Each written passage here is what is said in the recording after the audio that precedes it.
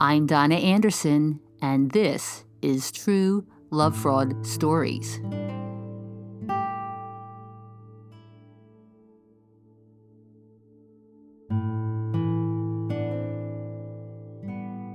Oh, he was love bombing me. Like, he was sending flowers all the time. He would just tell me that he misses me after 5 minutes. He would call me all the time. And like I wouldn't reply because I worked and I was busy, and then he would always tell me, "Why are you busy? I'm more important." And he also made sure that I couldn't leave the engagement period because he promised me that I would be getting a green card. And so he was like, "Well, part of the conditions to have a green card is that you must be married to me, and you can't leave that marriage." And he would just make false promises. And then he also, like, I was a virgin, and he sexually abused me the first time we met. Like, he kind of forced himself into me. And so I was kind of really embarrassed if I would break off the engagement. Like, I would be embarrassed to return to my parents like that. So I had no choice to like just let it go and proceed to the marriage.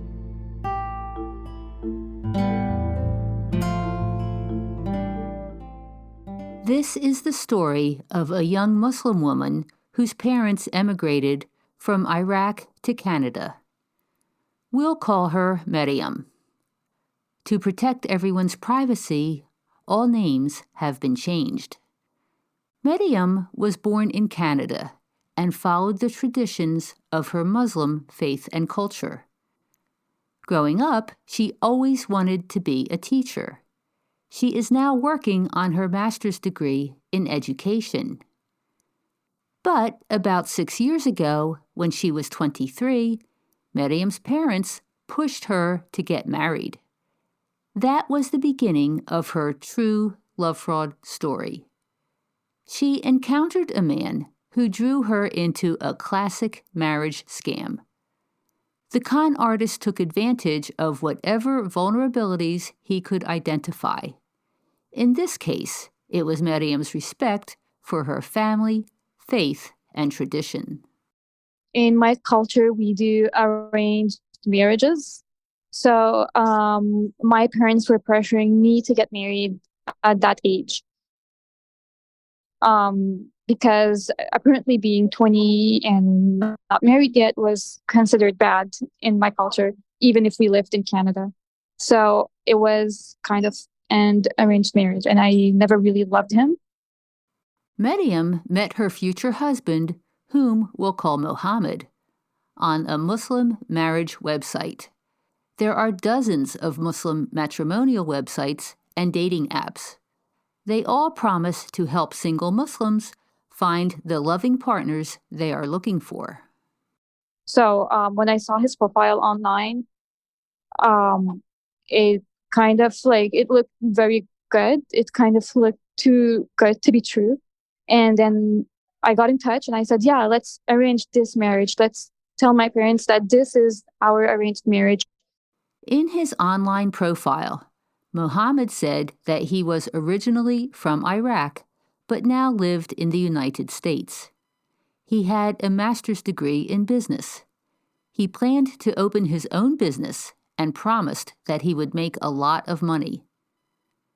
This was exactly what Miriam wanted: financial independence. As she was growing up, her mother was totally dependent on her father, and her father refused to give her mother any money. Miriam did not want that kind of marriage. I come from a background that is kind of financially abusive. My mom was financially abused by my dad. My dad would never spend a dime on my mom. Right. He would always control her spending. And so looking at that, I didn't want to live like my mom. I didn't want to be controlled by my spending. I wanted somebody who's rich. So my husband was the perfect fit. I was like, wow, he is a millionaire and we're going to be able to spend. Miriam herself was already financially independent. She started working at age 16 as a call center representative and earned enough money to pay her own expenses. I paid my own studies. I became extremely financially independent. I had my own job at 16. I paid for my studies. Um, like I had zero debts because I was so independent financially. I got my own things, my own money, my own job. I would spend on myself. Like if I would ask money from my dad, it would be a no. And so I just learned to make my own thing. However, my mom didn't know how to speak English or French, or like she only knew Arabic, so she couldn't have a job. And so she was super dependent on my dad financially. She couldn't ask him for money. It would be a no, and he would never give her money for anything, not even for food. She was always dependent on my dad, and I just didn't want that. With Mohammed, Miriam thought that she had found what she was looking for. But she eventually learned that everything he told her was a lie. He lied on his profile. Like he said he had a master's degree and he was making a lot of money, and that he was going to open his business and make a lot of money, and all these false promises. And it seemed just too good to be true. But I accepted. I was like, wow, that's such a good opportunity, and that's awesome. And I'm going to be living in America because of the United States, and he's going to sponsor me, and we're going to have a big house. So he sold me all those dreams. Mohammed rushed the marriage. He obviously wanted to hook Miriam before she escaped. And he didn't want to get to know me either. He just wanted to get into the marriage. He was in such a rush to get married as well. So we got married, like everything was done in weeks. Miriam was in Canada, and Mohammed was in the United States. They met online in May, and the first time she saw him in person was in August, when he traveled to Canada. I met him once only when he came to see my parents and to propose at the same time. So I never met him before, but we spoke online. It was mostly texting. And he would be really angry when I wouldn't reply to my text messages fast. Like he would kind of love bomb me, and then when I was absent for like 5 minutes, he would be like, "Where are you? I missed you. You should be replying quickly to me. I'm now your husband," and stuff like that. So I kind of felt pressured. Like I didn't really love him, but I kind of felt pressured to just let it go, and just kind of pretend to love him. I just wanted to also leave my parents' house at the same time. I didn't want to be financially abused by my dad. About 8 weeks after they first met in person, Miriam and Mohammed were married. He promised that he would be the one paying for all that, and he promised a white dress, and it turned out that he didn't have enough money, so he made me buy my own dress, and he made me spend for the whole ceremony. So he kind of manipulated me into spending my whole money for the ceremony. So I ended up spending $7,000 on the whole ceremony, the pictures, the photos, the wedding. The wedding took place in a banquet hall with 100 guests. Mohammed wasn't interested at all. I did all the decorations. I paid all the photographers, and we gave food to the people. And he didn't even come for the photographs. Like he didn't really care. He was with his sister. He didn't really pay attention to that ceremony. Eventually, Miriam even learned that the diamond ring Mohammed gave her was a fake. Who was this man who was not interested in his new wife? Even today, Miriam doesn't really know. Mohammed was born in Iraq and at some point became a refugee in Jordan. He came to the United States in 2007. Mohammed was 31 when he met Miriam online. He claimed that he went to the university in Iraq, but Miriam no longer believes that. He kept lying about his past. He told me that he went to university to study Kurdish language, but it just didn't add up when we kind of did the math. It didn't add up, so he didn't actually go to university. He kind of lied. Because he said he left the country, Iraq, in 2007. But then, like, when I did the math, he wouldn't have been in university at that time if he left the country. So he probably went to university for a year and then he left. So he dropped out of university. Mohammed may have been a soldier or fighter in Iraq, although Miriam isn't sure about that either. But Mohammed's father definitely fought and killed many people. But what I know is that he killed a lot of people in Iraq, and I'm not sure who he killed. I'm not sure if he killed civilians or if he killed people from the U.S. Army because he was fighting against them, or if he was part of a terrorist group. I am not sure. I don't know who he killed. Miriam was married to Mohammed for more than 5 years, and he lied to her and exploited her the entire time. She learned that her husband's MBA degree was actually a fake, printed at home. So, does Mohammed have any marketable skills or talents? He does not. He pretended to be working on his business all through these 5 years. And it turns out that there was no business. So he kind of lied, like he created an LLC company and he kept going from business to business, from jobs to jobs, and just nothing. Like if you go on his tax return, he couldn't even make money. Like the most he did was $10,000 a year. So he never had a business. I think he was cheating all that time when he claimed he had a business and he would work on it in his office where he would lock the door and open his laptop. I don't think he was working. I think he was cheating, but I don't really have any proof.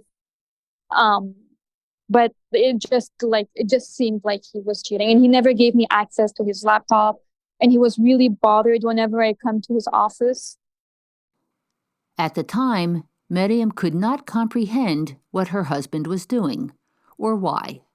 But now she understands that he was psychologically, financially, and physically abusive.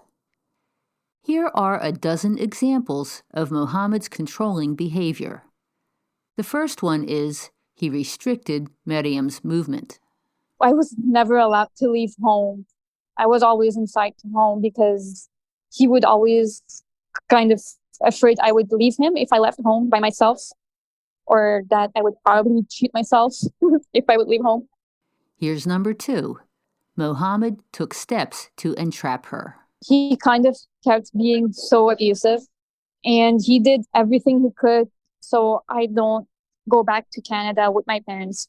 Like he brought a cat home, and with the cat, he kind of made me stay in the USA because I have a cat, and then he made me pregnant, and then another child. He just did some stuff so I don't leave him.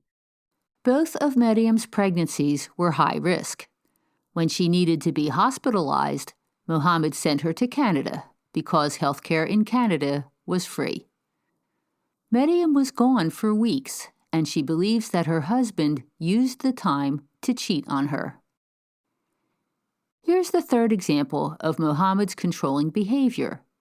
He burdened his wife with all childcare responsibilities. Miriam had 2 toddlers and was still working from home as a call center representative. Mohammed demanded that she also take care of the children. So I was working from home while I was married because he would never let me leave the house. And even while working from home, he told me that he wasn't responsible to take care of the kids. So even if the kids did some noise, then I should be watching the kids. Controlling behavior number 4. Miriam's husband insisted that she was also responsible for dinner every night, to either make it or buy it.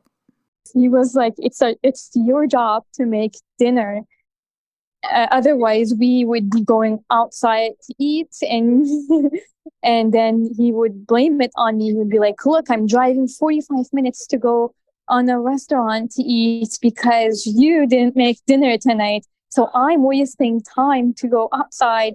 And that's why we can't work. We can't make money from home because we're outside all the time. I mean, even though it was his idea to go outside to eat, even though he wanted to go outside to eat, and he would always order the most expensive plates. He would never save money. I would look, or I would order salad, and he would order the most expensive thing to eat. Number 5. Mohammed wouldn't let Mariam drive. She bought a car, Mohammed drove it, and then he sold it. He would never let me leave the house. I didn't have a car by myself. Like I purchased a car and he used the car and then he sold my car. So we were always a household with one car and he would be the one having the car. He would never let me drive by myself, claiming that I would be doing accidents or whatever. Number 6. Mohammed took Mariam's passport and documents away from her. Also, he would hide my passports and my documents with him. Um, he would always carry everything. All of my documents were always with him in a backpack that he would carry wherever he went. And when I told him about that, I told him I didn't like that. He said, somebody might steal the documents if we leave them home. So he would just carry my documents with him. And also, he would never let me access my phone. He made me delete my social media profiles so I don't get to speak to other people. He isolated me. Like I was kind of in a prison between four walls. I never left home by myself. Number 7. Mariam's husband would not allow her to speak with their neighbors. He would never let me speak to them. He was really racist as well. He was like, "Oh, look, we have a black neighbor. Black people are dangerous. You can't be their friend." And then he was like, "Oh, look, we have a neighbor that have a dog. It's too dangerous for you to go talk to them because they have a dog." He would manipulate me so I don't make friends, so I don't make an exit plan. Like he knew that I was gonna exit one day. Number 8. Mohammed controlled his wife's phone. He was the one who paid for my phone at the beginning, but then he kind of manipulated me into paying for my own phone later. But he always would take the passwords. Like he knew the passcode for my phone. So he would just go on my phone all the time and he would look on my Instagram, on my inbox, just to make sure I don't message people. And he would be like, "Oh, you like somebody's photo?" And then I said, "Yeah, it's a celebrity." And he said, "Oh, how come you're giving a like for the opposite gender? I thought I was your only husband." And it was just a like, and it was a celebrity, and for a giveaway or for something. It had nothing to do with the person. Anyways, he made me delete Twitter. He made me delete Instagram. He made me delete all my social medias. I was and he went on my Facebook inbox and my history. I was really, I was living in prison. Number 9. Mohammed was secretive about his own behavior. He went into his home office and locked the door. And every morning, he spent an hour in the bathroom with his phone. He would wake up every morning and he claimed he had diarrhea. So he would go to the bathroom for an hour with his phone and he would lock the bathroom doors. And I'm not sure what he did in the morning for an hour, but it didn't seem like he had diarrhea in the bathroom. The bathroom never smelled like that. Number 10. Mohammed manipulated Mariam into spending her money on him. He would ask her to transfer $50 to him by Zelle and promise to pay it back. But he never did. He would get her to pay for restaurant meals. He made up stories, saying his father in Iraq was sick and needed money to get treatment. He would make me pay for everything. Like I paid for holidays, I paid for gifts. Whenever we would receive a package from Amazon that was for me, he would just take it and he would be like, "Oh, that's for me. That's awesome."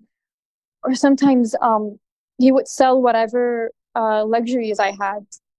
So I had gifts coming, or I had a gift coming for my son. And it was like a PlayStation, and he took it and he just sold it. Here's number 11. Mohammed was physically abusive. He would throw things at me sometimes. My legs got hurt because he would throw them at my legs, my arm, my elbow, but like nothing major. Like I didn't need to go to the hospital for that. And finally, number 12. Mohammed kept firearms, which frightened Miriam. Yeah, he has a firearm, like a big firearm in the closet, and it kind of scared me. And it's not licensed. And he also has one like a little gun. I'm not sure what type. It's black. It's small, and he had that under my daughter's car seat in the car. So he has two, and they are not licensed. All of those controlling behaviors were bad. But the biggest shock came when Miriam learned that Mohammed had taken out credit cards in her name and racked up $10,000 in charges. And he kept making promises. And then he took credit cards under my name without paying them back. He took $10,000 behind my back using my social security number. And I'm not sure what he did with them because he dated the statements to his email. So I never had access to those statements. I don't know how they were spent. My credit was clean. In Canada, my credit score is 790. Like it's almost 800. I'm not the type of person that takes money and never gives back. So I was really shocked and really angry when I found out that he did that to me. And that's when I left.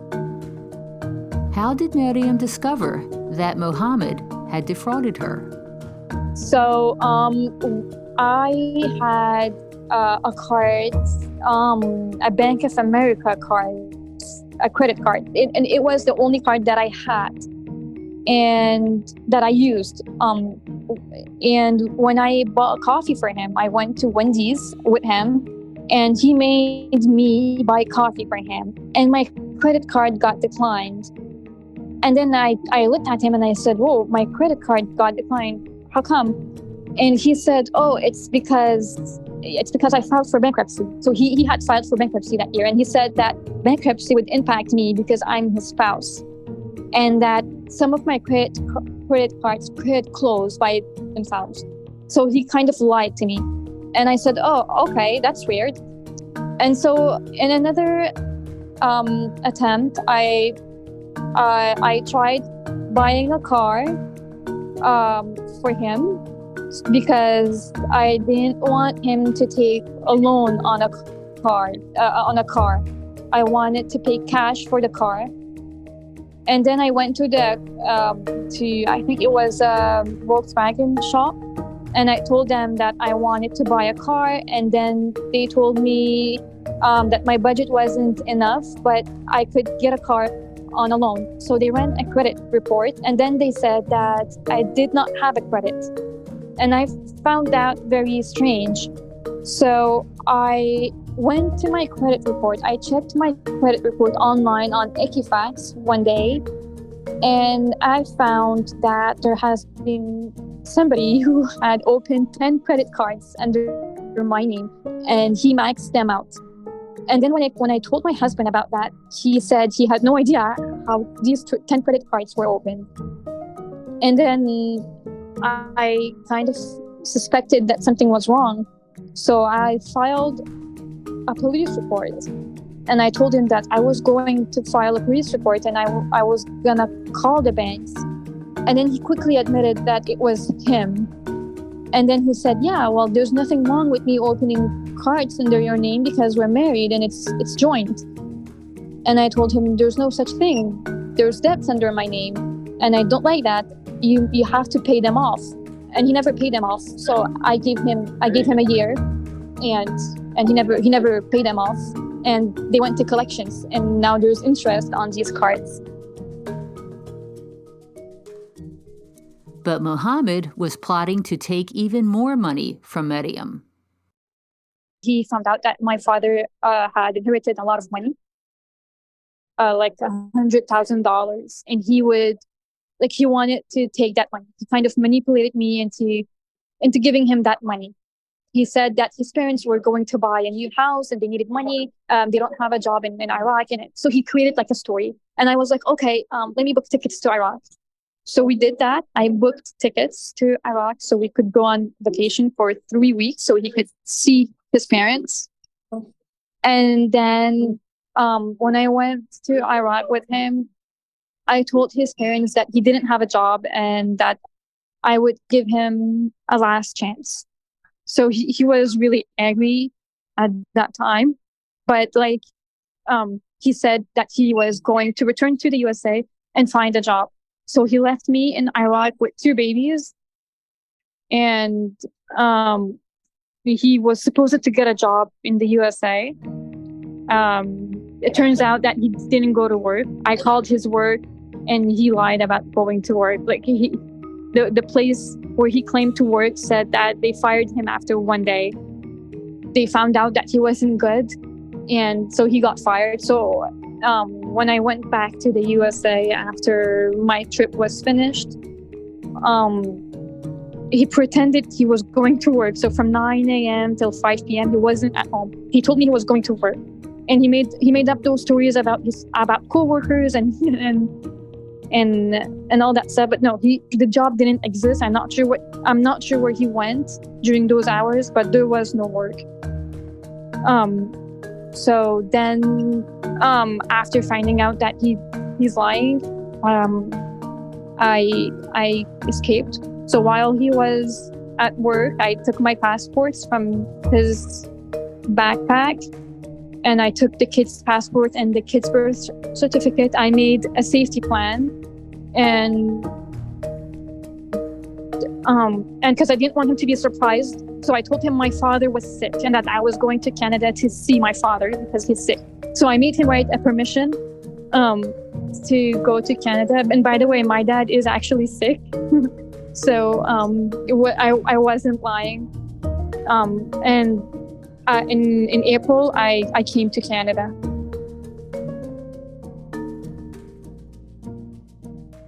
Because Mariam was taking their children out of the country, she needed Mohammed to give his permission. Otherwise, she could be accused of kidnapping them. Mariam found the strength to use her husband's tactics against him. She told him that she and the kids would return. Her real intention was to stay in Canada. To execute her plan, she started taking her phone into the bathroom, just like he did, so she could talk with her mother. And so when I was trying to tell her about the escape plan through text messaging, I brought a phone with me inside the bathroom. And my husband kind of opened the bathroom door and he was like, "You have your phone again. You're cheating on me." And I said, "No, I'm not cheating. I'm waiting for a call because my mom has to call me to update me about my father's health." And coincidentally, she did call me at that time. So I actually called her. I called her and I said, "So update me. How's my dad doing?" And she said, "Oh, he's doing really bad. You should come and see him." So that kind of helped me escape. Mariam then bought plane tickets for herself and the children. I booked one-way tickets, and I packed some of the things, and he was kind of asking me, "Why are you packing so much?" And I said, "Oh, I'm just packing because these kids, they need diapers and they need food, so I'm packing all those things." And he was like, "Okay." Looks like he won't be back. And I said, "No, I'll be back, don't worry." He said, "Okay." Mariam left and did not return. But then her in-laws pressured her to go back to Mohammed. The mother would just call me all the time and tell me to return to my husband. And so I just blocked her. So I'm not sure if she believes my story or if she is taking the side of her son. And when my mom told her that he took credit cards, my mother-in-law said, "Oh, it's only $10,000. It's not like it was a big amount." So that kind of bothered me because even if it's $10,000, it's still considered fraud, and it impacted me, and it impacted my credit. Miriam filed for divorce. In her divorce complaint, she stated that her husband fraudulently opened credit cards in her name and damaged her credit. Muhammad denied it. Miriam told the court that she earns enough money to support her children. She did not ask for alimony. And then Miriam started to do what she always wanted to do: study to be a teacher. She's pursuing her master's degree in education. Like, I feel free finally. I'm able to take a walk outside. I'm able to bring my kids to daycare, because before I wasn't allowed to bring them to daycare. They weren't allowed to attend daycare. While Miriam was in the marriage, she struggled to understand what was happening. Muhammad controlled her and isolated her. He was sometimes violent. He even bought 2 guns and kept his handgun under their daughter's car seat. Being young and inexperienced, Miriam didn't realize that controlling behavior, physical violence, and fraud were definitely signs of a bad marriage. I thought it was common. I thought it was normal. But then when I asked my married friends about that, they said it's not normal. And when I told my mom about that, she said it's not normal. He shouldn't be abusive. He shouldn't not let you work. Like, but he claimed it was normal. He said, oh, it's normal.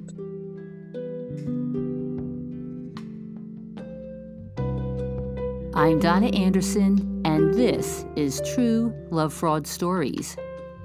I invite you to listen to expert commentary related to this story. I interview Violsa Capri, a licensed mental health counselor. We talk about Muslim culture and the psychological pressures of trying to follow religious and traditional values in a different country. To listen to this show ad-free, please subscribe to True Love Fraud Stories. As a subscriber, you'll be invited to Love Fraud Live, my informal support group. I do a short presentation about sociopaths and narcissists, and then answer your questions.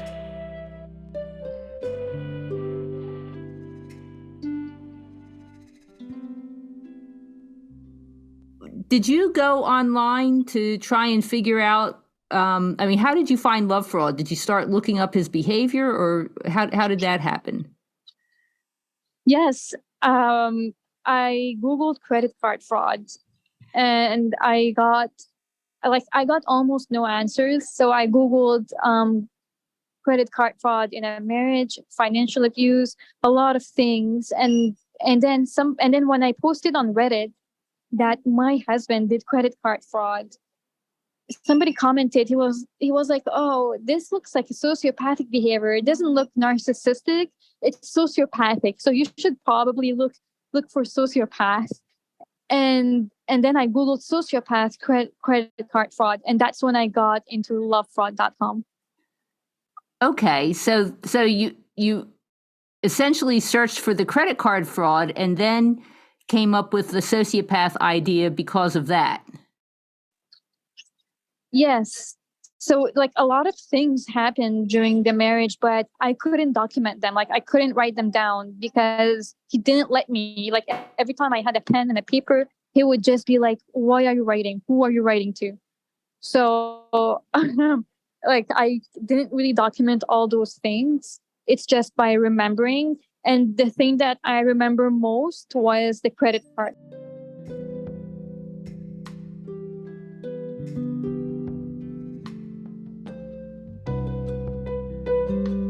True Love Fraud Stories is produced by lovefraud.com. For more information about this story, other great stories, or if you'd like to share your story, visit podcasts.lovefraud.com. Engineering is by Terry Kelly. To learn how to recognize and recover from everyday sociopaths, visit lovefraud.com. You'll find articles, books, and webinars. You can also book an appointment with me, Donna Anderson, for a personal consultation.